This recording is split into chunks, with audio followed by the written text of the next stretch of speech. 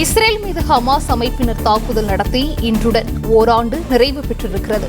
கூடுதல் விவரங்களை நிர்வாக ஆசிரியர் மகாலிங்கம் வழங்க கேட்கலாம். மகாலிங்கம், வணக்கம். இது குறித்தான விவரங்கள். வணக்கம்.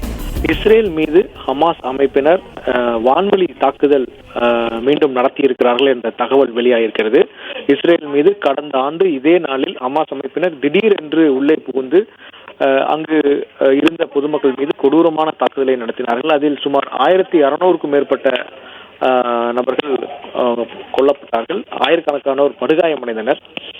அந்த நிகழ்வினுடைய கோர நிகழ்வினுடைய ஓராண்டு நினைவு தினத்தை இந்த இஸ்ரேல் தற்பொழுது இன்று அனுசரித்துக் கொண்டிருந்தது. இந்த நிலையில் தற்பொழுது இஸ்ரேல் மீது மீண்டும் ராக்கெட் வீசி ஹமாஸ் இயக்கத்தை சார்ந்தவர்கள் தாக்குதல் நடத்தியிருக்கிறார்கள் என்ற தகவல் சர்வதேச ஊடகங்களில் செய்தியாக வெளியாகியிருக்கிறது. ஆனால் வான்வெளி பாதுகாப்பு அமைப்புகளால் ஹமாஸ் அமைப்பு அனுப்பிய ராக்கெட்டுகளை நடுவானில் இடைமறித்து வீழ்த்தியதாக இஸ்ரேல் அறிவித்திருக்கிறது. இஸ்ரேலின் டெல் அவிவ் மீது நடத்தப்பட்ட ராக்கெட் தாக்குதலில் 2 பேர் காயமடைந்ததாக தகவல் வெளியாகியிருக்கிறது.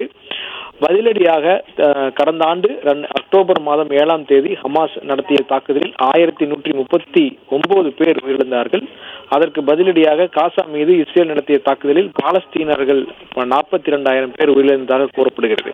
இப்படியாக இந்த அக்டோபர் 7ஆம் தேதி என்ன நடக்கப் போகிறது என்று பல உலக நாடுகள் கணித்திருந்தார்கள். குறிப்பாக ஈரான் இஸ்ரேல் மீது 150க்கும் மேற்பட்ட ஏவுகணைகளை வீசி தாக்குதல் நடத்தியிருந்தது. அதனால் பதிலடி இன்று கொடுக்க வாய்ப்பு இருக்கிறது என்று கணிக்கப்பட்டது. இந்த நிலையில் தாக்குதலின் 1ஆம் ஆண்டு நினைவு தினத்தன்று மீண்டும் இஸ்ரேல் மீது ராக்கெட் வீசி ஹமாஸ் அமைப்பு தாக்குதல் நடத்தியிருக்கிறது.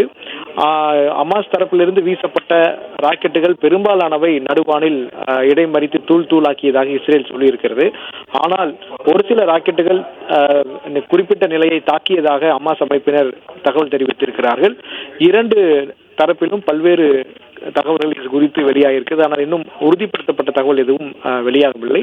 ஆனால் நினைவு தினத்தன்று மீண்டும் ஹமாஸ் இந்த தாக்குதலை நடத்தியிருப்பது இஸ்ரேலுக்கு கடுமையான ஒரு கோபத்தை உண்டாகக்கூடிய நிகழ்வு என்று சர்வதேச போர் பார்வையாளர்கள் கருதுகிறார்கள். எனவே அடுத்த கட்டமாக இஸ்ரேல் என்ன செய்ய போகிறது என்பதை அனைத்து நாடுகளும் உற்று நோக்கும் ஒரு நிலை ஏற்பட்டிருக்கிறது.